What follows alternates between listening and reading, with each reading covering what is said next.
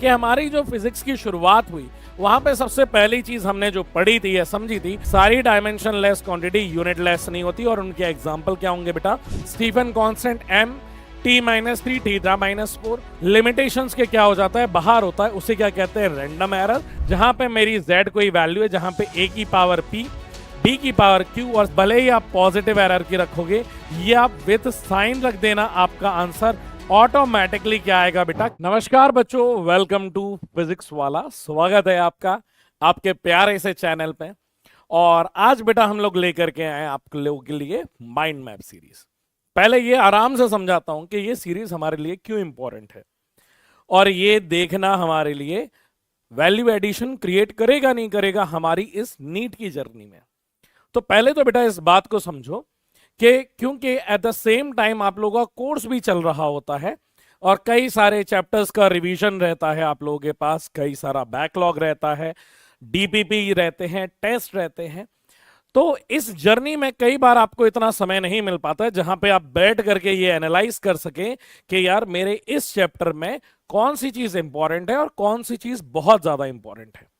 अगर मुझे short notes बनाने हैं तो शॉर्ट नोट्स की शुरुआत कैसे की जाए, तो यहां पे बेटा आप लोगों को एक बेसिक फ्रेमवर्क मिल जाएगा अपने शॉर्ट नोट्स बनाने के लिए। ये कहने के लिए बेसिक है बॉस, यहां पे ऑलमोस्ट आपकी 95% of things are already completed. इस बात का बहुत अच्छे से ख्याल रखा गया है। तो समय ना वेस्ट करते हुए बेटा अपने लेक्चर की शुरुआत करते हैं। नमस्कार, मेरा नाम अभिषेक वर्मा है और आज मैं लेकर के आया हूं बेटा आप लोगों के लिए माइंड मैप में यूनिट्स एंड मेजरमेंट। शुरुआत जो कर रहे होंगे बेटा वो हम लोग यूनिट से कर रहे होंगे, उसके बाद मैं डायमेंशन समझाऊंगा, फिर हमारे पास significant figures and round off रहेगा और अंत जो कर रहे होंगे वो हम इंस्ट्रूमेंट पे कर रहे होंगे। सबसे पहले ये समझाता हूं आपको कि हमारी जो फिजिक्स की शुरुआत हुई वहां पे सबसे पहली चीज हमने जो पढ़ी थी या समझी थी उसका नाम था फिजिकल क्वांटिटीज। और बेटा जब आप नोट्स ये लिख रहे होगे तो पहले मैं स्लाइड को समझा दूंगा, उसके बाद थोड़ी देर के लिए मैं हट जाऊंगा, जैसे कि आप पॉज करके इस स्लाइड में जो जो चीजें लिखी हैं वो आप अपने नोट्स में उतार सकूं और इसी बहाने आपका एक बहुत जल्दी से क्विक रिवीजन भी हो जाएगा। सबसे पहले बात करते हैं फिजिकल क्वांटिटीज की। बेटा फिजिकल क्वांटिटीज वो क्वांटिटीज होती हैं जो हम फिजिक्स के अंदर पढ़ने वाले हैं और ऐसी क्वांटिटीज को ही पढ़ते हैं जिन्हें हम मेजर कर सकते हैं किसी भी मीडियम से या किसी भी तरीके से, या फिर उनको एक्सप्रेस कर सकते हैं बेटा लॉस के फॉर्म में। ये वो सारी क्वांटिटीज हम लोग फिजिकल क्वांटिटीज कहते हैं। These are those quantities which are expressed in terms of loss और वी कैन मेजर इट। दूसरी बात करते हैं कि सर ऐसी कौन सी क्वांटिटीज हैं जो फिजिकल के अंदर नहीं आती हैं। वो है बेटा आपके बाबू का प्यार ठीक है। तो ऐसी चीज है बेटा जो इमोशनली कनेक्ट है, प्यार, मोहब्बत, आपका पेन हो गया, सॉरो हो गया, ये सारी चीजें हम नहीं पढ़ते, इमोशनल चीजें नहीं पढ़ते हम लोग। क्लियर है? ठीक है सर। तो आप फिजिकल क्वांटिटी का अगर बेटा क्लासिफिकेशन देखें तो फिजिकल क्वांटिटीज 3 पार्ट में डिवाइडेड है। स्टार्ट करते हैं सबसे पहले हम फंडामेंटल से। फंडामेंटल क्वांटिटीज बेटा वो क्वांटिटीज होती हैं जिन्हें किसी दूसरी क्वांटिटी की जरूरत नहीं है अपने आप को डिफाइन करने के लिए। और ऐसी बेटा 7 फंडामेंटल क्वांटिटीज है, starting from mass, length, time, temperature, current, amount of substance और लुमिनस इंटेंसिटी। ये वो 7 क्वांटिटीज हैं जिन्हें किसी की जरूरत नहीं है अपने आप को डिफाइन करने के लिए। दूसरा जो क्लासिफिकेशन आ जाता है that is supplementary. Supplementary quantities बेटा हमारे पास 2 हैं। एक है प्लेन एंगल। प्लेन एंगल का एग्जांपल बेटा आपका सर्कल या सर्कुलर प्लेट हो जाएगी, जहां पे हमारा जो डायग्राम बनने वाला है या जो एंगल बनने वाला है बेटा वो 2D ऑब्जेक्ट है और यहां पे इसकी यूनिट जो होती है वो रेडियन होती है। और दूसरा जो है बेटा वो है सॉलिड एंगल। सॉलिड एंगल की बात की जाए तो ये 3D होता है। अगर हम किसी सॉलिड स्फीयर या होलो स्फीयर के एंगल की बात की जाए तो वहां पे हम स्टेयर रेडियन वर्ड यूज करते हैं, ये उसकी यूनिट है। क्लियर है? अब यहां पे आप पहली चीज ये समझो कि सप्लीमेंट्री यूनिट बेटा जो होती है वो यूनिट लेस होती है क्या? नहीं सर, वो यूनिट लेस नहीं होती है, वो क्या होती है? डायमेंशन लेस होती है। मतलब इनके यूनिट होते हैं पर इनके डायमेंशन नहीं होते, वो कैंसल आउट हो जाते हैं। तो आपका पहला जो सवाल आपने अपने डीपीपीज में या टेस्ट में देखा होगा वो पहला ये सवाल बहुत इंपॉर्टेंट देखा होगा, क्या सारी dimension less quantity unit less होती है? तो आपका जवाब होगा नहीं, सारी dimension less quantity unit less नहीं होती। और उनके एग्जाम्पल क्या होंगे बेटा, प्लेन एंगल और सॉलिड एंगल। यहीं पे अगर मैं बात करूं, आपका थर्ड जो क्लासिफिकेशन रह गया that is derived quantities. Derived quantities बेटा वो क्वांटिटीज होती हैं जिन्हें फंडामेंटल क्वांटिटीज की रिक्वायरमेंट होती है अपने आप को समझाने के लिए या डिफाइन करने के लिए। मतलब इन 7 और इन 2 मतलब 9 के अलावा जितनी भी क्वांटिटीज आप फिजिक्स में पढ़ने वाले हैं वो सारी की सारी क्वांटिटीज क्या हैं बेटा, ड्राइव्ड क्वांटिटीज है।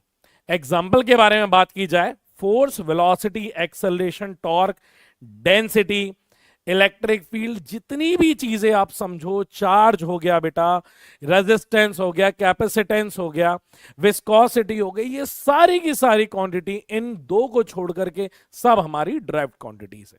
क्लियर है? अब जल्दी से हट जाता हूं, आप पॉज करके लिख सकते हैं और अब मैं आगे चलता हूं। अब जैसे ही फिजिकल क्वांटिटीज को सर आपने समझाना शुरू किया, इसके साथ एक बेसिक चीज जो शुरुआत में मैं आपको बताऊंगा दैट इज कि फिजिकल क्वांटिटीज को बेटा क्यू से रिप्रेजेंट कर रहे हैं। और इस फिजिकल क्वांटिटीज के 2 चीजें होनी निश्चित है। ये 2 चीजें क्या है, पहला होता है बेटा मैग्नीट्यूड। मैग्नीट्यूड बोले तो उसका मैथमेटिकल टर्म, और दूसरा जो पार्ट होता है बेटा वो होती है उसकी यूनिट। मतलब किसी भी फिजिकल क्वांटिटीज के पास 2 चीजें रहेंगी, एक मैग्नीट्यूड और दूसरा यूनिट। तो एन इंटू यू से रिप्रेजेंट किया जाएगा, जहां पे बेटा इन दोनों का जो प्रोडक्ट होता है दैट इज कांस्टेंट। और यहां पे मैं ये कह सकता हूं कि हमारा जो मैग्नीट्यूड है that is inversely proportional to unit. इसका मतलब ये है बच्चों कि अगर मेरी यूनिट बड़ी होगी तो मेरा मैग्नीट्यूड क्या होगा, छोटा, और उसी का वाइस वर्सा कि यूनिट छोटी है तो मैग्नीट्यूड क्या होगा बेटा, बड़ा होगा। अब इसी के पे बेस हमारे 4 ग्राफ बन सकते हैं। पहले ग्राफ की बात करें तो वो बेटा यूनिट और मैग्नीट्यूड के बीच में है, दूसरा वाला मैग्नीट्यूड और यूनिट के बीच में। ये दोनों में आप देख सकते हो बेटा इनवर्स ग्राफ बन रहा है जिसका नाम रेक्टेंगुलर हाइपरबोला है। तो ये दोनों वैसे ग्राफ बन जाएंगे। अगर प्रोडक्ट के साथ देखोगे तो आप जानते हो एन इंटू यू का प्रोडक्ट कांस्टेंट है, उसका ग्राफ बेटा मैग्नीट्यूड के साथ देखो चाहे उन दोनों का ग्राफ आप यूनिट के साथ देखो, क्योंकि इनका रिजल्ट कांस्टेंट है तो बेटा आपका ग्राफ जो बनने वाला है वो एक स्ट्रेट लाइन बनने वाला है। क्या इतनी बात समझ में आई? अब दूसरी बात मैं आपको बहुत ध्यान से समझाता हूं। दूसरी बात यह है बेटा, जैसे ही आपने ये बोला कि एन इंटू यू जो है बेटा वो कांस्टेंट है, तो यहां से हमारा एक रिलेशनशिप बनता है जहां पे n1u1 is equals to n2u2 के बराबर होता है। अब यहां पे बेटा कई सारे कन्वर्जन सीखते हैं। अब यहां पे मैं आप लोगों के लिए बहुत ज्यादा इंपॉर्टेंट कन्वर्जन लेके आया हूं। मैं ये चाहता हूं बेटा कि ये कन्वर्जन एक आप अलग सिंगल शीट ऑफ पेपर में लिख करके सामने चिपका ले। ये हर कहीं यहां तक के न्यूमेरिकल जब आप सॉल्व करोगे ना, हर एक चैप्टर में बहुत काम आने वाले हैं। बहुत अच्छे से लिखें, ध्यान से सुनना बेटा। स्टार्टिंग फ्रॉम, जैसे अगर आप ये देखो कि एक दिन में कोई पूछ ले कितना सेकंड होता है, तो बेटा 86400 होता है। आपको 1 घंटे में तो पता ही है, इंटू 24 कर दोगे तो आपकी वैल्यू आ जाएगी। 1 डाइन की बात करो तो बेटा देखो 1 डाइन बराबर 10⁻⁻5 न्यूटन होता है। 1 erg that is a unit of, कौन सी है बेटा, एनर्जी की यूनिट है, सीजीएस यूनिट है, that is equals to 10⁻⁻7 joule के बराबर होता है। आप देखो मैंने यहां तक के कैलोरीज का भी लिखा है जो आपके केमिस्ट्री में भी काम आएगा, आपके हीट ट्रांसफर में काम आएगा, आपके थर्मोडायनेमिक्स में कितना काम आने वाला है। तो 1 calorie is equals to 4.2 joule. 1 kilowatt hour बेटा that is equals to 3.6 into 10⁻6 joule. 1 electron volt chemistry में भी काम आएगा, मॉडर्न फिजिक्स वाली चीज भी देखो मैं आपको अभी सिखा रहा हूं। तो 1 electron volt is equals to 1.6 into 10⁻⁻19 joule. Viscosity की यूनिट आ गई है, 1 पॉइजनली इक्वल्स टू 10 पॉइस के बराबर होता है। 1 angstrom is equals to 10⁻⁻10 metre. 1 micrometre is equals to 10⁻⁻6 metre. 1 litre बराबर 10⁻⁻3 मीटर क्यूब। थर्मोडायनेमिक्स में फ्लूइड में कितना काम आता है ये आप बहुत अच्छे से जानते हैं। 1 centimetre cube is equals to 10⁻⁻6 metre cube. 1 RPM, आप देखो बेटा रोटेशन तक की यूनिट मैंने इसमें कन्वर्ट करी है, कि ऐसा नहीं किया है कि सिर्फ डाइन और एनर्जी का रिलेशनशिप दिखा देता या ग्रेविटेशन का दिखा देता, उसके सीजीएस को एमकेएस में कन्वर्ट कर देता और दिखा देता वाह यार देखो। पर यहां पे बेटा मेन इंटेंशन है कि अगर आप यहां पे समय दे रहे हो तो कुछ लेके जाओ, कुछ सीख के जाओ। क्लियर है? कम से कम कुछ नहीं तो चीजें कंप्रेस फॉर्म में एक ही जगह मिले, हम लोग का इंटेंशन बेसिकली वो है। तो यहां पे बेटा ये 13 क्वांटिटी है, 1 हॉर्स पावर भी है बेटा, that is equals to 746 watt, WPE में बहुत काम आता है। तो ये 13 क्वांटिटीज को अलग अगर आप लिख लोगे तो आपके लिए काफी बेनिफिशियल है। और बेटा ये आपको एग्जामिनर भी नहीं देने वाला है, तो ये सारी क्वांटिटीज फिंगर टिप पे होना बहुत ज्यादा जरूरी है। चलिए आगे चलते हैं। आगे बेटा सबसे पहले एक कंफ्यूजन को क्रिएट करता हूं, क्लियर करता हूं कि वो क्या, कि कई बार हमसे एग्जामिनेशन में, डीपीपीज में, टेस्ट में, नीट के एग्जाम में कई बार यूनिट ऑफ लेंथ में बड़ा कंफ्यूज किया जाता है। और ये उनकी क्वांटिटीज में अलग लिख करके लेके आया हूं जो आपको कंफ्यूज करने वाली है। जैसे बेटा foot, foot is a unit of length जिसकी वैल्यू है 0.30 मीटर के बराबर। 1 एंगस्ट्रॉम मैंने आपको समझा दिया है। दो क्वांटिटी जो कंफ्यूज करने वाली है बेटा, that is Fermi and light year. ये दो क्वांटिटीज बड़ा आपको कंफ्यूज करती हैं। कौन कौन सी बेटा? लाइट ईयर, क्योंकि जब हम ईयर सुनते हैं तो हमें यूनिट ऑफ टाइम समझ में आता है, पर बाद में आप रियलाइज करते हो कि नहीं यार, ये तो किसकी यूनिट है बेटा? That is a unit of length. ऐसे ही फर्मी और लाइट ईयर बेटा, ये दो बड़े इंपॉर्टेंट चीज है। आप भूल जाते हो, गलती करते हो, इसलिए आप अपने नोट्स में लिख लेना। ठीक है सर। अब अगली बात करते हैं बेटा। अगली ये मैंने जितने भी हमारी फंडामेंटल क्वांटिटीज है उनको मैंने अलग से लिख दिया है। स्टार्टिंग फ्रॉम मास, मास का बेटा जो सिंबल है दैट इज m, यूनिट है kg। लेंथ का सिंबल L है, यूनिट है मीटर। टाइम का जो बेटा सिंबल है T, यूनिट है सेकंड। टेम्परेचर का symbol is theta, unit is kelvin. Current का बेटा symbol is I, unit is ampere. कई लोग बेटा करंट को I की जगह A भी रिप्रेजेंट करते हैं, तो वो आप अपने कंफर्ट के हिसाब से यूज कर सकते हो। यहां पे बेटा अमाउंट ऑफ सब्सटेंस की जो सिंबल होता है दैट इज MOL, और बेटा जो यूनिट होती है that is mole. Luminous intensity को रिप्रेजेंट किया जाता है CD and its unit is candela. तो ये रेड में बेटा मैंने जानबूझ करके आपके फंडामेंटल क्वांटिटीज अलग कर दी है। अब बात आती है ऐसी क्वांटिटीज की जहां पे आपको क्वांटिटीज दे दी जाती है और उनकी यूनिट पूछी जाती है, या यूनिट दे दी जाती है और आपसे क्वांटिटी पूछी जाती है।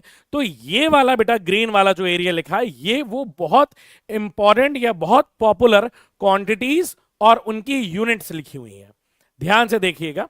पहला है बेटा जूल, उसकी जो SI यूनिट होती है दैट इज, पहली जो क्वांटिटी है एनर्जी, उसकी जो SI यूनिट है बेटा दैट इज जूल। दूसरा है बेटा फोर्स, उसकी SI यूनिट क्या होती है बेटा? न्यूटन। अगला जो दिया गया है दैट इज फ्रीक्वेंसी, उसकी यूनिट होती है बेटा हर्ट्ज। पावर उसकी वॉट, यहां पे प्रेशर उसकी यूनिट बेटा pascal as well as ATM। पर SI यूनिट की अगर बात करेगा तो बेटा पास्कल है, ये भी आप याद रखिएगा। अगर कैपेसिटेंस की बात की जाए तो कैपेसिटेंस की यूनिट होती है बेटा फैराड। रेजिस्टेंस की होती है ओम। इंडक्टेंस और मैग्नेटिक फ्लक्स, गलती तो यही होने वाली है ना बॉस, इसलिए इनको अलग कलर से लिखा हुआ है जिससे कि हम गलती ना करें। हमें बचना तो इसी से ही है यार, कि हम गलती ना करें। हमने पढ़ा सब कुछ है, बस याद आ जाए बेटा, उसी चीज के लिए हम लोग शॉर्ट नोट्स बनाते हैं। तो अब ये देखिए, इंडक्टेंस जो है बेटा उसकी यूनिट क्या आएगी? हेनरी। और वहीं मैग्नेटिक फ्लक्स की बात की जाए तो उसकी यूनिट है वीबर। हेनरी और वीबर बहुत बार पूछा गया है, ये मैं आपको पहले ही बता देता हूं। कभी आपको ऐसा दे दिया कि यार मैग्नेटिक फ्लक्स की इन चार में से क्या यूनिट है ये बताइए, या कई बार ये पूछ लिया गया है ये वीबर है, इनमें से कौन सी फिजिकल क्वांटिटी की ये यूनिट है। तो वाइस वर्सा चलता रहता है, आपको दोनों तरीके से इसको बढ़िया तरीके से याद करना होगा। ये भी स्लाइड बेटा आप लोगों के लिए बहुत इंपॉर्टेंट है। अब अगली बात आती है बेटा डायमेंशन की। अब देखो यार, अगर मैं डायमेंशन पहले लेंथ का लिखता, डिस्प्लेसमेंट का लिखता, वेलोसिटी का लिखता, ये ऑलरेडी बेटा आपके नोट्स में है। मेरा काम क्या है? मेरा काम ये यहां पे ये करना कि मुझे ऐसी क्वांटिटीज की डायमेंशन लिखना जो बहुत पॉपुलरली पूछी जाती है या काम आती है, या ऐसी क्वांटिटीज के डायमेंशन जो मैं भूल जाता हूं। फोर्स का तो नहीं बोलने वाले, एक्सेलरेशन का नहीं बोलने वाले, वेलोसिटी का नहीं भूलने वाले। तो मैं ऐसी क्वांटिटीज को लिखने वाला हूं जो इंपॉर्टेंट है, प्लस जिन्हें मैं भूल जाता हूं उनको मैं लिख लूंगा। और जो बेटा रेड से मार्क है वो आपकी बहुत बार पूछी गई है आपके एग्जामिनेशन में, तो आप उनको अपनी कॉपी में भी या अपने नोट्स में भी स्टार मार्क कर लेना, काफी इंपॉर्टेंट है। बेटा शुरुआत करते हैं फोर्स से। फोर्स की जो डायमेंशन है दैट इज MLT-2। अगला जो है दैट इज एनर्जी। एनर्जी की डायमेंशन MLT-2। पावर की जो होती है बेटा वो ML2T-3 होती है। Frequency that is T-1। Pressure और स्ट्रेस की बेटा सेम होती है, that is force upon area. Dimension है M L minus one T minus two. Viscosity काफी इंपॉर्टेंट मार्क की गई है, क्यों की गई है? For two reason. पहला रीजन कि बेटा ये एक कांस्टेंट है, तो कांस्टेंट की जब डायमेंशन निकाली जाती है तब ये पूछा जाता है।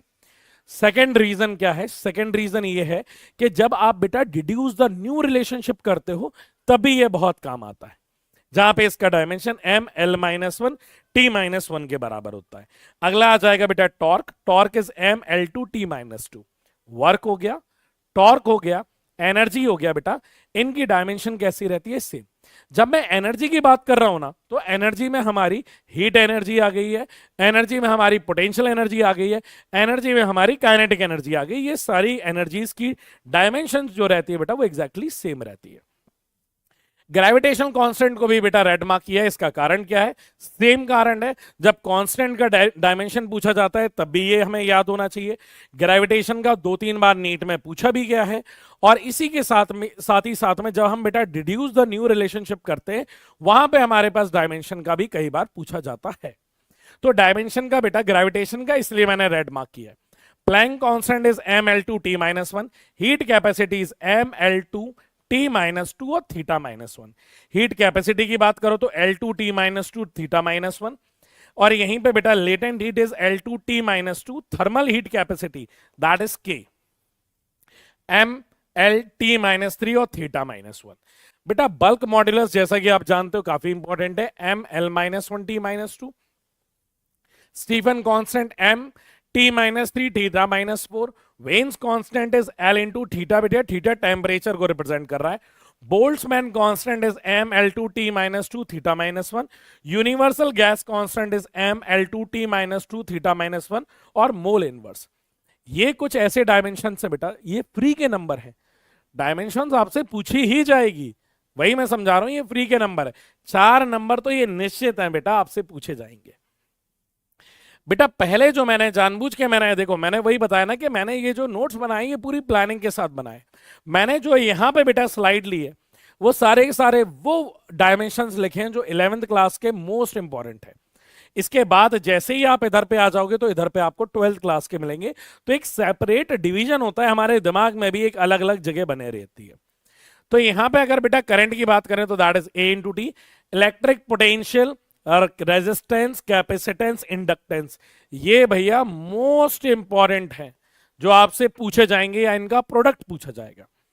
कई बार आपने बेटा ऐसा किया भी होगा जहां पे आपसे आर इंटू एल या फिर एल बाय सी इन सबके पूछा जाएगा कि इंडक्टेंस अपॉन कैपेसिटेंस का रिलेशनशिप किसके बराबर होता है, या मैं कौन सा रिलेशनशिप रखूं जिससे कि डिवाइड करने पे टाइम वाला रेशियो आ जाए। तो ये रिलेशनशिप बेटा बहुत इंपॉर्टेंट है, starting from charge A into T. Electric potential that is V M L two T minus three A minus one.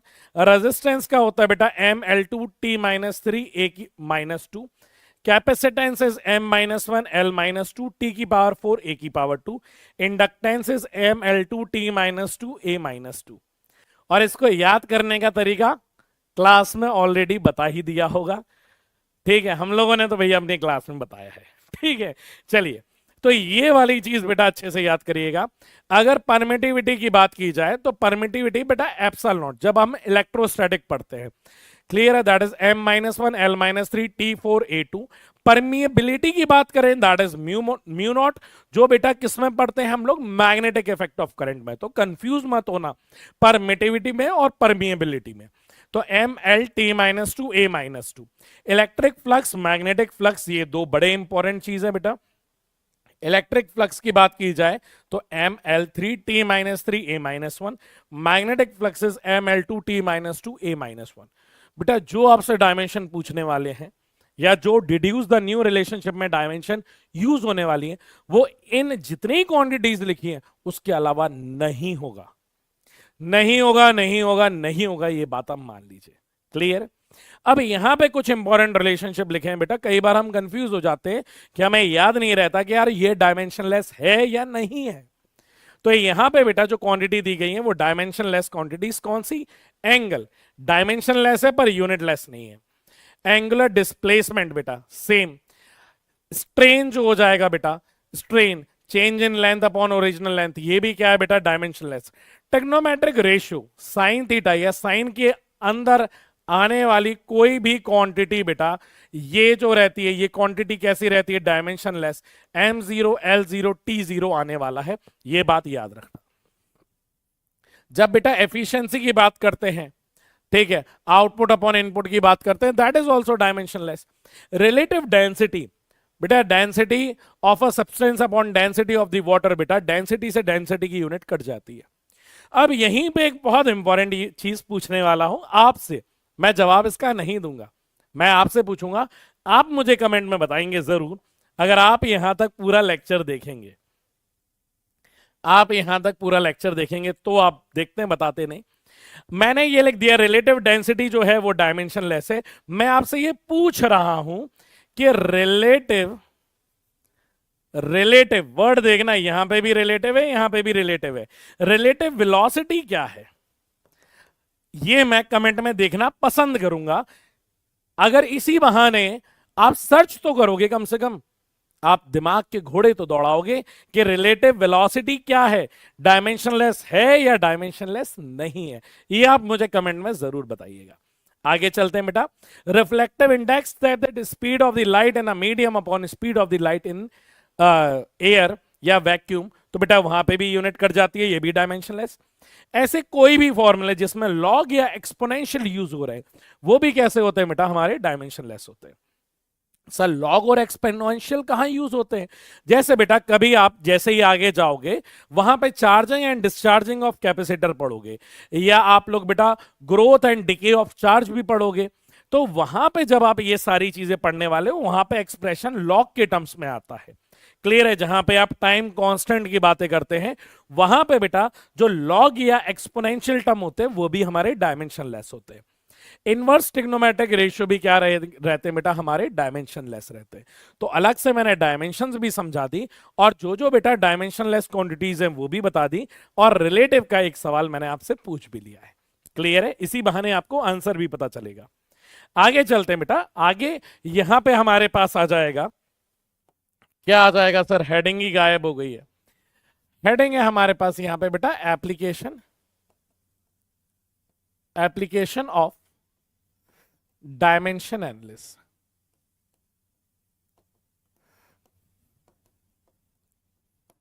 Dimension analysis,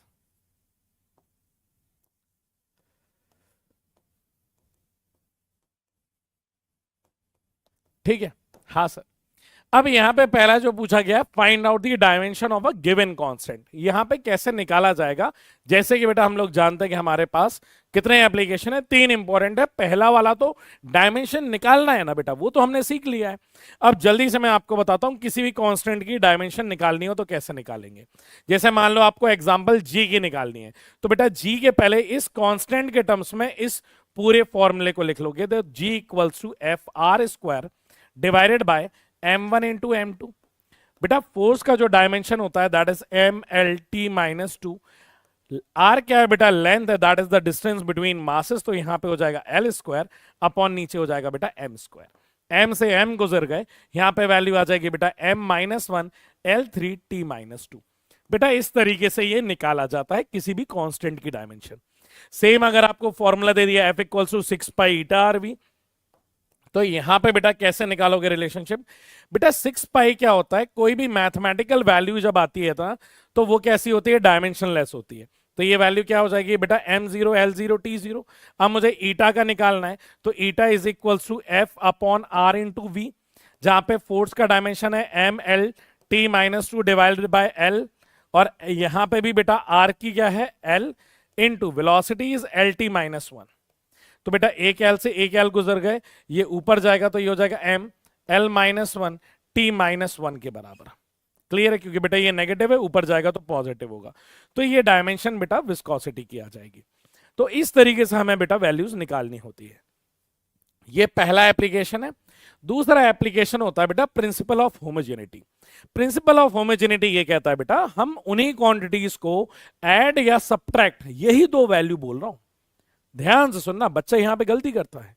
यहां पे मैंने क्या बोला, प्रिंसिपल ऑफ होमोजेनिटी बेटा बताता है एडिशन और सब्ट्रैक्शन के लिए कि कोई भी दो क्वांटिटी तभी आपस में इक्वेशन के अंदर ऐड या सब्ट्रैक्ट होंगी जब उनकी गिवन डायमेंशन क्या होगी बेटा, एग्जैक्टली सेम होगी।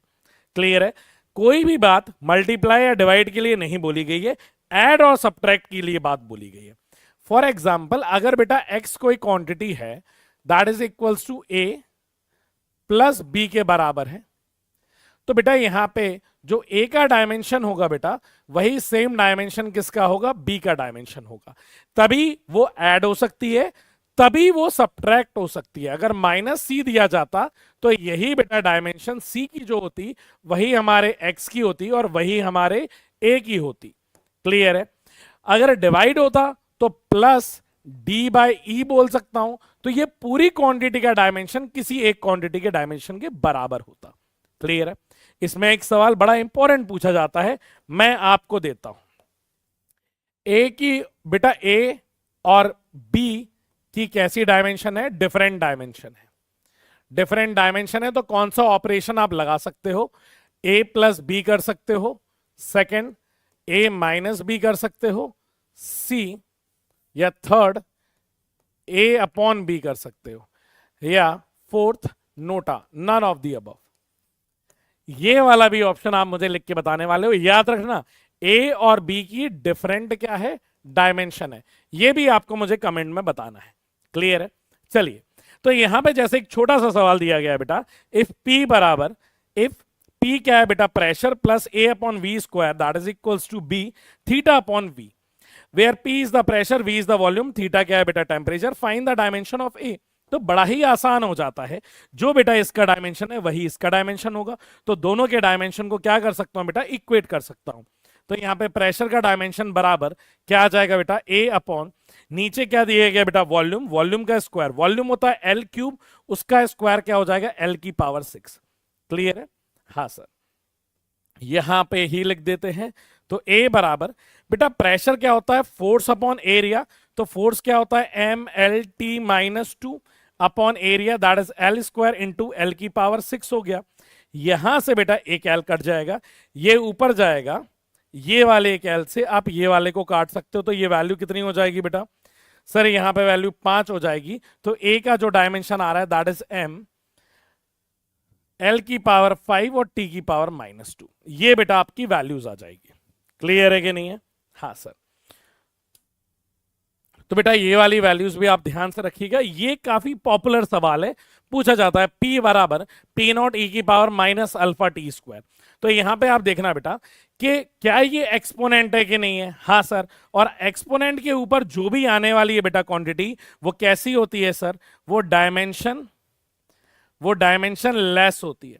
डायमेंशन लेस होती है मतलब अल्फा टी स्क्वायर किसके बराबर हो जाएगा बेटा, m0 l0 t0 के बराबर हो जाएगा। तो अल्फा की डायमेंशन यहां से कितनी आ जाएगी बेटा, t की पावर -2 आ जाएगी। ये डायमेंशन है।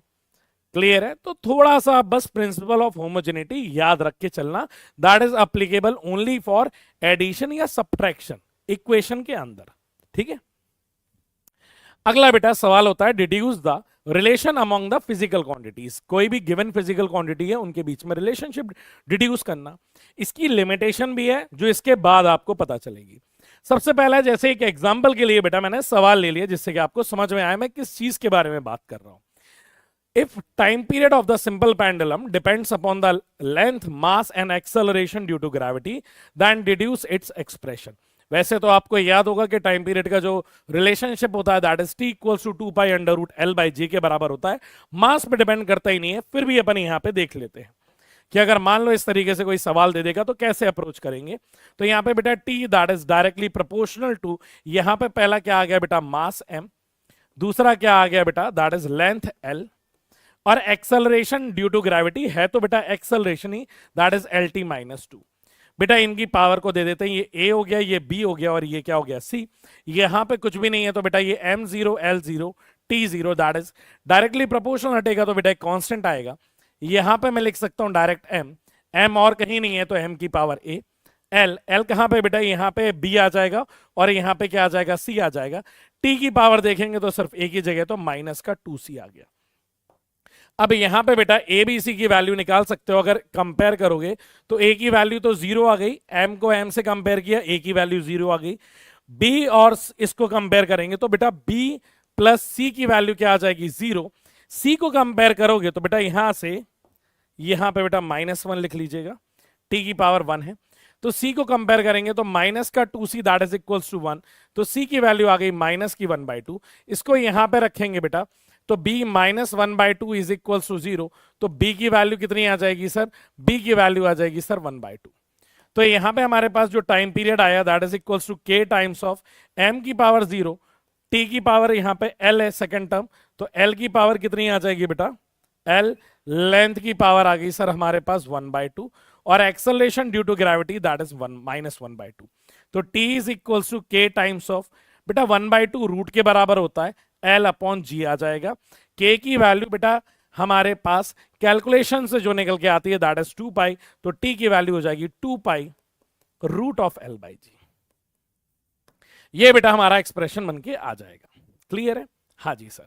लिमिटेशंस क्या होती हैं बेटा? लिमिटेशन देखो, it can not be derived dimensionless function. बेटा अगर ऐसा कोई फॉर्मूला है जिसमें डायमेंशनलेस क्वांटिटीज का यूज है तो हम उसे ड्राइव नहीं कर सकते। दूसरी लिमिटेशन देखो, can not derive if the quantity depends on two same quantity. मतलब मान लो ऐसी कोई क्वांटिटी है जो दो सेम क्वांटिटी के जिनके डायमेंशंस हैं, क्वांटिटी का मतलब है बेटा यहां पे किसका लेना देना है, जिन दो क्वांटिटी का डायमेंशन सेम है। फॉर एग्जांपल वर्क और एनर्जी दोनों हो गए, तो हम उनका रिलेशनशिप ड्राइव नहीं कर सकते। अगला, it can not drive a function depends upon trigonometric ratio, log और एक्सपोनेंशियल। बेसिकली फर्स्ट वाली बात को ही वो जस्टिफाई कर रहा है जहां पे रेशियोज आ गए, लॉग आ गए या एक्सपोनेंट आ गया। अगला, it work up to only 3 quantities. मतलब यहां पे बेटा कोई भी गिवन क्वांटिटी है वो मैक्सिमम 3 क्वांटिटी पे डिपेंड करना होगा। अगर चौथी क्वांटिटी भी आ जाती है तो हम इसका इस्तेमाल नहीं कर सकते हैं। लास्ट पॉइंट क्या है बेटा, it can not derive if the formula is having addition और सब्ट्रैक्शन। अगर बेटा ऐसा कोई रिलेशनशिप बन रहा है जहां पे बीच में प्लस का साइन आने वाला है या माइनस का साइन आने वाला है, तब भी हम लोग डायमेंशन एनालिसिस नहीं लगा सकते हैं। ये बेटा इसकी लिमिटेशंस हो गई।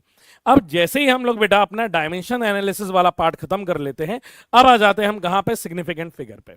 सिग्निफिकेंट फिगर की बात की जाए तो बेटा all certain digits and one uncertain digit को हम लोग क्या बोलते हैं, सिग्निफिकेंट फिगर बोलते हैं।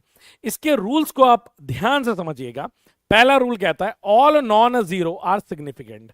बेटा आपको ऐसी कोई भी डिजिट दी गई है जहां पे जीरो है ही नहीं, तो वो सारे कैसे हो जाएंगे, सिग्निफिकेंट फिगर हो जाएंगे। जैसे इसमें कितने हैं बेटा, 1 2 3 3, इसमें भी बेटा 3 है, इसमें भी कितने हैं, 3 है, और इसमें भी 3 है, और इसमें कितने होंगे बेटा, 2 होंगे। मतलब जीरो नहीं है तो जितनी भी डिजिट दी गई हैं वो सारी की सारी सिग्निफिकेंट है। All zero between non zero are significant. यहां पे बेटा अगर जो जीरो आ रहा है वो दो नॉन जीरो के बीच में, मतलब उसके आगे भी कोई डिजिट है और उसके पीछे भी कोई डिजिट है और बीच में जीरो है, तो वो सिग्निफिकेंट बन जाएगा। जैसे इस केस में सिग्निफिकेंट 3 है, इस केस में 1 2 3 4 और 5 है, इस केस में बेटा 3 है, और इस केस में भी कितने हैं बेटा, 3 सिग्निफिकेंट फिगर है। The trailing zero without a decimal is insignificant. अगर बेटा डेसिमल नहीं है और लगातार जीरो आ रहे हैं तो उनका कोई एग्जिस्टेंस नहीं है, वो मेरे लिए इनसिग्निफिकेंट है। जैसे यहां पे बेटा ये ट्रेलिंग जीरो है तो इसका सिग्निफिकेंट फिगर 1 होगा, इसके पास है ही नहीं। अब देखो इसका सिग्निफिकेंट फिगर कितना है बेटा, इन्फिनिटी है। इसके पीछे जीरो मानना, क्योंकि एक फिक्स्ड डिजिट जब होती है बेटा उसका सिग्निफिकेंट फिगर क्या होता है, इनफाइनाइट। इसको यहां से हटा लो, पीछे मैंने यूज किया है बेटा। यहां पे अगर 1000 है तो इसका सिग्निफिकेंट फिगर कितना है, 1 है। क्लियर है बच्चों? फोर्थ पॉइंट क्या कह रहा है, after decimal place all zero are significant. यहां पे बेटा डेसिमल प्लेस था ही नहीं, इधर पे डेसिमल प्लेस है, तो यहां पे कितने हो जाएंगे, 1 2 3, ये 3 हो गया, यहां पे 1 2 3 4, 4 हो गया, यहां पे 1 2 3 हो गए। तो बेटा ये इस तरीके से आप रिलेशनशिप देखोगे किसका, सिग्निफिकेंट फिगर के रूल्स का। अगला कह रहा है if the number is less than 1, एक से कम है बेटा, then left of the first non digit is significant. मतलब ये एक से कम है तो बेटा ये दोनों इनसिग्निफिकेंट है। सिग्निफिकेंट कितने हैं बेटा, यहां पे 2। यहां पे भी देखो ये एक से कम है तो ये 3 क्या हो जाएंगे, इनसिग्निफिकेंट। ये जो पीछे के हैं ये कितने हो जाएंगे, 4। और ये 0 क्यों है सर, क्योंकि ये दो नॉन डिजिट के बीच में, नॉन जीरो के बीच में आ रहा है, इसलिए वो सिग्निफिकेंट है। अगर यहां पे बेटा बात की जाए for exact significant digit infinity, बेटा जब भी हमारे पास एग्जैक्ट नंबर होगा, 1 हो गया, 2 हो गया, 3 हो गया, 23 हो गया, तो इनके सिग्निफिकेंट फिगर कितने होते हैं बेटा? इनफाइनाइट होते हैं। ये बात याद रखना, कई बार पूछा गया है। Exponential power does not effect significant figure. अगर बेटा किसी की पावर दी गई है, भले ही पॉजिटिव है नेगेटिव है, तो वो मेरे लिए इनसिग्निफिकेंट है। डिजिट तो मेरे लिए यही मायने करेगा। तो 1 2 3 इसमें हो गए बेटा, इसमें कितने हो जाएंगे मेरे? 2 हो जाएंगे। तो अब ये बात आप अच्छे से याद रखना। क्लियर है कि नहीं है? चलिए, जैसे ही बेटा सिग्निफिकेंट फिगर मैं समझ लेता हूं, उसके बाद नेक्स्ट जो टॉपिक आ जाता है दैट इज राउंड ऑफ। अब if the digit to be round off is more than 5, the preceding digit is increased by 1। जैसे बेटा आखिरी वाली डिजिट है वो क्या है? 5 है, और जो 7 है, 7 जो है बेटा वो 5 से ज्यादा है। अगर 5 से ज्यादा होगा तो आगे वाले टर्म को मैं 1 से बढ़ा दूंगा, तो राउंड ऑफ करके ये 3.8 हो जाएगा। सेम यहां पे भी बेटा ये 5 से ज्यादा है, तो आगे वाला टर्म मैं 1 से बढ़ा दूंगा, तो ये हो जाएगा 2.2। ये तब के लिए बात है जब ये मोर देन 5 है, 5 से ज्यादा है। If the digit to be round off is less than 5, अगर 5 से कम है तो क्या होगा? जैसे फॉर एग्जांपल ये है, अगर बेटा यहां पे 4 है तो मैं इसको बस एलिमिनेट कर दूंगा और ये वैल्यू को सिर्फ 3.7 लिख दूंगा। The preceding digit left unchanged, उसको हम नहीं बदलते हैं। यहां पे देख लो 2 है, 5 से कम है, तो ये वैल्यू कितनी हो जाएगी? 2.1 हो जाएगी। क्या इतनी बात सही है? हाँ सर। ये तो 5 से ज्यादा बता दिए, ये 5 से कम बता दिए। अगर सर एग्जैक्टली 5 दिया है तो आप क्या करोगे? मैंने कहा अगर एग्जैक्टली 5 दिया है तो मैं ये देखूंगा मेरे आगे वाला टर्म जो है वो ऑड है या इवन है। अगर मेरा आगे वाला टर्म ऑड होता है तो मैं 1 से बढ़ा दूंगा, और अगर मेरा आगे वाला टर्म इवन है तो बेटा मैं उसको वहीं पर ही छोड़ दूंगा। तो यहां पर देखो, if the digit to be round off is 5, then the preceding digit is increased by 1, and odd के केस में and is left unchanged if is even। जैसे ये 5 आया, आगे वाला क्या है बेटा? एक ऑड नंबर है, तो हमारी वैल्यू हो जाएगी 3.2। ये वाला देखिए 5 आया, आगे वाला इवन है, तो हमारी वैल्यू कितनी आ जाएगी? 3.2। बेटा इस तरीके से हमें चीजें करनी होती है। ये हमने बात किस किस की कर ली है बेटा? एक कर ली है हमारी सिग्निफिकेंट फिगर की, दूसरी क्या कर ली है? राउंड ऑफ की बात कर ली है। अब आगे चलते हैं बेटा समझने के लिए किसको? एरर को। अब एरर हमारे पास 2 होते हैं बेटा। एक जो एरर होता है उसे हम क्या कहते हैं? Systematic error. सिस्टमैटिक एरर वो एरर होता है बेटा जिसे हम कंट्रोल कर सकते हैं, और उसे कंट्रोल करके हम कम भी कर सकते हैं। रैंडम एरर ऐसे एरर होता है बेटा जिसे हम कंट्रोल नहीं कर सकते, वो हमारी लिमिटेशंस के क्या हो जाता है? बाहर होता है, उसे क्या कहते हैं? Random error. और दूसरा जो आता है सिस्टमैटिक एरर। और सिस्टमैटिक एरर के आने के कारण क्या क्या होते हैं बेटा? 3 मेजर कारण होते हैं। पहला, इंस्ट्रूमेंट, कि हमने जो औजार इस्तेमाल किया वो औजार ही खराब है, तो बेटा वो क्या कहलाएगा? Instrumental error. दूसरा, एक्सपेरिमेंटल एरर, कि हमने वैल्यू कैलकुलेशन करने में हमने क्या कर दिया बेटा? गलती कर दी, हमारे इंस्ट्रूमेंट ऑलरेडी टेढ़ा मेढ़ा है, तो बेटा वो भी एक गलती कहलाएगा। अगर मैं बात करूं किसकी बेटा? Human error. हमने दे दिया कि भैया किसी को मेजर करने के लिए, वो आदमी खिलाड़ी निकला, वो आदमी बहुत खिलाड़ी निकला, तो अब उसको देखने में मान लो कि चश्मा लगा हुआ है, वो रीडिंग ही सही से नोट नहीं कर पा रहा, वो प्लस माइनस डिवाइड ही अच्छे से नहीं कर पा रहा, तो ये सारी वैल्यूज क्या हो जाती है बेटा? ह्यूमन एरर हो जाती है। तो ये मेजर कारण होते हैं क्या बेटा? एरर आने के, और इनको हम कम कर सकते हैं, इसलिए इनको डाला सिस्टमैटिक एरर में। और जिनको हम कुछ भी नहीं कर सकते, रैंडम एरर बस आ रहे हैं, वो हमारे रैंडम एरर होते हैं। अब एरर कैलकुलेशन देखो बेटा, एरर कैलकुलेशन में हम लोग क्या करते हैं? सबसे पहले मीन वैल्यू। मीन वैल्यू क्या होती है बेटा? A1 A2 A3 आदि नंबर ऑफ ऑब्जर्वेशन, और जितनी ज्यादा ऑब्जर्वेशन हम लोग करते हैं उतने ज्यादा हम लोग ट्रू वैल्यू के करीब आते हैं। तो यहां पे बेटा जब हम total reading divided by number of observation कर लेते हैं तो हमारे पास एक मीन वैल्यू आती है। अब हम लोग क्या करते हैं बेटा? इंडिविजुअल एरर निकालते हैं। तो अगर पहले वाले एरर की बात की जाए तो बेटा उसकी रीडिंग माइनस मीन वैल्यू, दूसरे वाले की बात की जाए तो बेटा उसकी रीडिंग माइनस मीन वैल्यू। ऐसे जितनी नंबर ऑफ रीडिंग्स होती है बेटा उसकी रीडिंग उठाते हैं, और जो हमने यहां से मीन वैल्यू कैलकुलेट करी है उसे हम सब्ट्रैक्ट कर देते हैं। उसके बाद बेटा डेल्टा ए मीन निकालते हैं, जहां पे हम लोग इनके मैग्नीट्यूड्स को रखते हैं। यहां पे बेटा वैल्यूज पॉजिटिव और नेगेटिव दोनों आ सकती है। क्लियर है कि नहीं है? पर हमें क्योंकि मैग्नीट्यूड रखना है तो सारी की सारी वैल्यूज क्या आ जाती है यहाँ पे पॉजिटिव, और डिवाइड किससे कर देते हैं बेटा? नंबर ऑफ ऑब्जर्वेशन से डिवाइड कर देते हैं, तो यहाँ पे डेल्टा मीन आ जाता है। अगर हमें रिलेटिव एरर चाहिए तो बेटा डेल्टा ए मीन जो यहाँ पे निकाला है डिवाइड कर देते हैं ए मीन से, वहां पे रिलेटिव एरर आ जाता है। इसी चीज का अगर मुझे परसेंटेज चाहिए तो मल्टीप्लाई किससे कर दूंगा बेटा? 100 से कर दूंगा। क्लियर है? इस पे बेस्ड नीट में 2 बार सवाल आए हैं, तो ये भी फॉर्मूले आप अच्छे से पढ़ के जाना। क्लियर है? अगला बेटा, यहां से बहुत सारे सवाल बनते हैं और यहां से कई सारे सवाल हमारे एग्जामिनेशन में भी आते हैं। ध्यान से सुनिएगा, एरर प्रोपोगेशन के बारे में बात करते हैं कि एरर बढ़ता कैसे है। तो यहां पे बेटा समेशन की बात की गई। डेल्टा जेड क्या है बेटा? हमारी वैल्यू है। मान लो जेड की वैल्यू ए प्लस बी है, तो ये error in Z upon Z की value error in A plus B upon A plus B.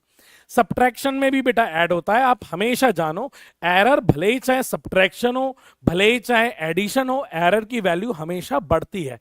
Error कभी कम नहीं होता है, ये वैल्यू आप ध्यान में रखना। ठीक है सर? मल्टीप्लीकेशन में भी क्या होगा बेटा? Delta Z upon Z, error in A upon A plus error in B upon B. यहां पे बेटा आपको किसी भी चीज का अगर परसेंटेज निकालना है तो बस आपको एक छोटा सा स्टेप करना है कि यहां पे मल्टीप्लाई बाय 100 और यहां पे भी मल्टीप्लाई बाय 100 करना है किसी भी फॉर्मूले में, तो वो आपको एरर परसेंटेज दे देगा। क्लियर है कि नहीं है? हाँ जी। डिवीजन की बारे में बात करें तो delta Z upon Z that is error in A upon A plus error in B upon B के बराबर होगा। वही सेम बात बेटा दोबारा से रिपीट करना चाहूंगा कि इनटू 100 कर दोगे तो आपकी वैल्यू क्या आ जाएगी बेटा? एग्जैक्टली सेम आ जाएगी। हमारे सबसे ज्यादा जो सवाल आए हुए हैं नीट में वो बेटा इस पे बेस्ड रहते हैं, जहां पे मेरी जेड कोई वैल्यू है, जहां पे ए की पावर पी, बी की पावर क्यू और सी की पावर आर है। तो ऐसा नहीं है कि कोई अगर नीचे है तो उसकी पावर नेगेटिव होगी। बेटा ये सारी पावर उसके साथ मल्टीप्लिकेशन में आ जाती है, क्योंकि वो उसकी एरर को उतना गुना बढ़ा रहे होते हैं। तो error in Z upon Z की value P times of error in A upon A, Q times of error in B upon B plus R times of error in C upon C। Percentage निकालना है तो बेटा यहां पे भी multiply by 100 कर सकते हो और यहां पे भी मल्टीप्लाई बाय 100 कर सकते हो, तो बेटा यहां पे वैल्यू किसकी आ जाएगी? एरर परसेंटेज की आ जाएगी। क्लियर है बच्चों? यहां से अब मैं बताना चाहता हूं, क्योंकि अब मैं इंस्ट्रूमेंट वाले पार्ट पे आ रहा हूं, तो लीस्ट काउंट को पहले आप समझिए। तो लीस्ट काउंट क्या होता है बेटा? Minimum value that can be measured by an instrument. किसी भी बेटा इंस्ट्रूमेंट की जो कम से कम वैल्यू, मतलब छोटी सी छोटी वैल्यू कितनी हम मेजर कर सकते हैं, उसे हम क्या कहते हैं बेटा? Least count. ये कुछ स्टैंडर्ड है अगर ऐसे पूछे जाए, अदरवाइज आप लीस्ट काउंट कैलकुलेट करके निकालते हैं बेटा हमेशा। इन केस अगर आपसे ये कह दिया कि कोई स्केल दिया गया है या फिर 0.01 mm, इनमें से किस इंस्ट्रूमेंट का लीस्ट काउंट है, तो आपको ये पता होना चाहिए कि मीटर स्केल का लीस्ट काउंट 1 mm होता है, वर्नियर स्केल का बेटा 0.1 होता है और वहीं स्क्रू गेज का 0.1 mm होता है। ये इनके क्या है बेटा? लीस्ट काउंट है, ये आपको पता होना चाहिए। क्लियर है? इसके बाद आगे चलें तो बेटा हमारे पास 2 डिवाइसेस आ जाती हैं। सबसे पहली डिवाइस है बेटा आपके पास वर्नियर कैलिपर। वर्नियर कैलिपर में आप क्या करते हैं बेटा? जब हमारे पास क्या होता है बेटा? एक मेन स्केल होता है, एक वर्नियर स्केल होता है। जब हमारे पास बेटा मेन स्केल रीडिंग और वर्नियर स्केल रीडिंग कॉन्साइड कर जाती है, तो बेटा वहां से हम निकालते हैं वैल्यू किसकी? 1 वर्नियर स्केल डिवीजन। कई बार सवालों में दिया नहीं जाएगा कि मेरे वर्नियर स्केल का स्मॉलेस्ट डिवीजन कितना है, तो यहां पे बेटा 1 वर्नियर स्केल डिवीजन आप निकालेंगे, that is n upon n-1 main scale division. Least count का बेटा आपका यहां पे फॉर्मूला आता है कि 1 main scale division minus n upon n-1 vernier scale division. और जब भी आप रीडिंग लिखे बेटा, main scale reading plus vernier scale reading बेटा जितनी भी आई है जहां पे वो कॉन्साइड कर रहा है, इनटू उसका लीस्ट काउंट। ये जो वर्नियर स्केल है ये कौन सा वाला है बेटा? कौन साइड वाला है, आप ये वाली बात याद रखना। क्लियर है कि नहीं है? हाँ जी सर। जैसे ही बेटा आप ये रीडिंग निकाल लो तो ये ऐसे कुछ ही सवाल दिए जाते हैं, वहां पे बेटा हमें 0 एरर निकालना होता है उसकी वैल्यू। अगर ये बोल दे कि ये 0 एरर है तो बहुत बढ़िया है। जहां पे बेटा मेन स्केल का 0 और वर्नियर स्केल का 0 मैच कर रहा होता है, कॉन्साइड कर रहा होता है, दैट मीन्स 0 एरर है। अगर मैं पॉजिटिव एरर की बात करूं तो यहां पे बेटा हमारा वर्नियर स्केल का जो जीरो रहता है वो कुछ पीछे रहता है कंपेयर टू मेन स्केल, तो उसको बेटा सेम लाने के लिए इतने वैल्यू को ऐड किया जाता है, इसलिए इसे पॉजिटिव एरर कहते हैं। और वहीं पे अगर बेटा मेरा वर्नियर स्केल कहीं आगे निकल जाएगा मेरे मेन स्केल के, जैसा कि आप इस डायग्राम में देख सकते हैं, तो उसे बेटा हम लोग नेगेटिव एरर कहते हैं। यहां पे हमें कुछ नहीं करना होता है बेटा, यहां पे अगर हमें फाइनल रीडिंग लिखनी है तो main scale reading minus vernier scale reading कॉन्साइड with the main scale into least count minus zero error. बेटा ये हमेशा माइनस में आता है, और यहां पे जो भी आप वैल्यू रखोगे ना, यहां पे जो भी आपको वैल्यू रखनी है, भले ही आप नेगेटिव एरर की रखोगे, भले ही आप पॉजिटिव एरर की रखोगे, ये आप विथ साइन रख देना, आपका आंसर ऑटोमेटिकली क्या आएगा बेटा, करेक्ट ही आएगा। मतलब यहां पे जब भी जीरो एरर हमें करना होगा तो पॉजिटिव एरर होगा या नेगेटिव होगा, उनको हम कैसे रख देंगे बेटा, विथ साइन रख देंगे, ये साइन माइनस का ही आएगा। अगर नेगेटिव है तो ये माइनस और माइनस प्लस हो जाएगा, और पॉजिटिव है तो ये चीज क्या हो जाएगी, माइनस हो जाएगी। तो आपको उसको छेड़ने की जरूरत नहीं है, आप बस उसे विथ साइन रख दीजिएगा। वहीं अगर मैं बात करूं स्क्रू गेज की बेटा, यहां पे बात करूं तो स्क्रू गेज का ये क्या होता है बेटा, सर्कुलर स्केल होता है, और ये हमारा मेन स्केल होता है। अगर मैं पहले डिफाइन करूं पिच को, तो distance on a main scale in one rotation. एक बार जब बेटा हम स्क्रू गेज के सर्कुलर स्केल को जब एक बार घुमा देते हैं, मतलब उसका ये वाला जीरो घूम करके दोबारा जीरो पे आ जाता है, तो बेटा जो लेंथ वाइज डिस्टेंस ट्रेवल करता है उसे हम क्या बोलते हैं, पिच बोलते हैं। यहां पे लीस्ट काउंट का जो फॉर्मूला होता है that is pitch upon number of circular division, अगर आपको पिच गिवन है। अगर आपको पिच गिवन नहीं है तो वन मेन स्केल डिवीजन से डिवाइड कर दोगे नंबर ऑफ सर्कुलर डिवीजन को, बेटा ये यहां से क्या आ जाता है, लीस्ट काउंट। अब रीडिंग जो आने वाली है वो main scale division plus circular scale division into least count से आपकी बेटा इसकी क्या आ जाएगी, रीडिंग आ जाएगी। और सेम यहां पे भी अगर जीरो एरर है, अगर बेटा जीरो से जीरो मैच कर रहे हैं तो कोई दिक्कत नहीं है, ये क्या आ जाएगा बेटा, जीरो एरर आ जाएगा। अगर आपका बेटा मेन स्केल कहां चला गया, मेन स्केल आपका वहीं पे, ये सर्कुलर स्केल कहीं आपका पीछे, तो आपको क्या करना पड़ेगा बेटा, इसको माइनस करना पड़ेगा। तो ये हमारे पास कैसा एरर आ जाएगा, ये सर हमारे पास पॉजिटिव एरर आ जाएगा, और ये हमारे पास क्या आ जाएगा बेटा, नेगेटिव एरर आ जाएगा। क्लियर है। तो आप इन दोनों की वैल्यू कैसे रखनी है, विथ साइन रखनी है। तो यहां पे बेटा फाइनल रीडिंग कैसे आएगी, जो रीडिंग आई है ये हमारी क्या है बेटा, रीडिंग है, और इन्हीं रीडिंग से आपको इनको क्या करना है, वैल्यू को पुट कर देना है, इसको उठा करके सिंपली यहां पे डाल देना है। क्लियर है। और यहां पे मेन रीडिंग से ये वाली चीज क्या हो जाएगी बेटा, जीरो एरर माइनस हो जाएगी। क्या इतनी बात क्लियर है कि नहीं है। और फिर आखिरी में बेटा बस दो चीजें और समझ लो और उसके बाद ये खत्म ही है। पहली जो आ जाती है बेटा दैट इज एक्यूरेसी। एक्यूरेसी क्या होता है, how close to the true value. Clear है। मान लो कि मैं तो वैसे कम ही क्रिकेट खेलता हूं, मान लो कि कोई बहुत बढ़िया बॉलर है और वो बिल्कुल बॉलिंग इतनी बढ़िया खिलाता है कि सारी की सारी बॉलें विकेट के बिल्कुल पास से जा रही हैं, मिडिल स्टंप के बिल्कुल एक तरफ इधर से जा रही है, एक तरफ इधर से जा रही है, मतलब जा रही है मिडिल स्टंप से ही। तो हम क्या बोलेंगे, यार ये बहुत ज्यादा एक्यूरेट बॉलर है। वहीं पे प्रिसीजन किसको बोलोगे, how consistent our result are regarding of the proximity of the true value. मतलब यहां पे अगर प्रिसीजन की बात करेंगे तो मेरी वाइड बॉल ही जा रही है, पर 6 बॉलें कराई, 6 की 6 वाइड गई, तो मेरी एक्यूरेसी भले ही खराब है पर मेरा प्रिसीजन बहुत अच्छा है। मतलब मैं गलती उसी कॉन्फिडेंस से बार बार दोहरा रहा हूं, तो मेरा प्रिसीजन अच्छा है पर मेरी एक्यूरेसी क्या है बेटा, खराब है। क्लियर है कि नहीं है। हाँ जी सर। तो बेटा यहां तक था आप लोगों का माइंड मैप या आपका यूनिट्स एंड मेजरमेंट का। मैं उम्मीद करता हूं आपको ये काफी पसंद आया होगा। तो फिर बेटा हम लोग मिलते हैं अपने अगले लेक्चर में। तब तक आप अपनी पढ़ाई की जर्नी को बरकरार रखिए। यहां से मैं उम्मीद करता हूं कि आपको नोट्स बनाने में जरूर मदद मिली होगी। तब तक के लिए ख्याल रखिएगा। नमस्ते बच्चों।